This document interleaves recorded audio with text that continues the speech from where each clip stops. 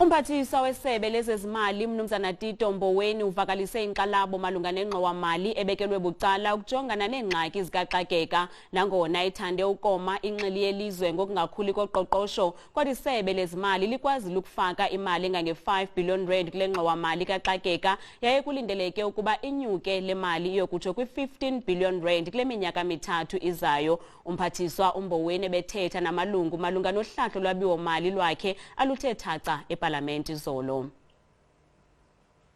I-contingency reserves okanye imali ebekelwa bucala idla ngonceda ngamathuba entlekele ezifana nale ntsholongwane ye-corona ikhoyo. Kunje le ntsholongwane ye-corona neqale ye-China sele ithwaxa amazwe aliqela idodobalisa nemarike ezweni jikelele. Mboweni uxelele amalungu eParlamente ukuba i-5 billion yerandi ayukwanela ekulweni intlekele loluhlobo ukuba ingathwaxa neli. Now, for a country as large as South Africa, that's very small.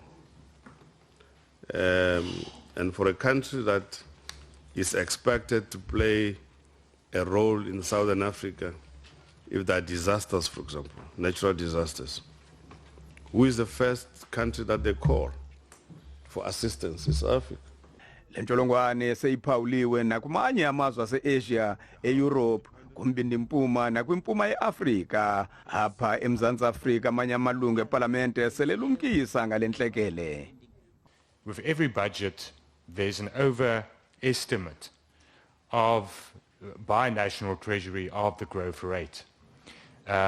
It's currently based on 0.9%, your budget. The question is, did it take into consideration the effect that the black swan, the coronavirus, as was mentioned, is going to have? Kwakuyo le ndibano amaqela onke ezopolitiko kwakwamkele unganyuswa kwe-value added tax ne-personal income tax. Ndimanelisi Dubase weendaba ze-SABC eParlamente eKapa.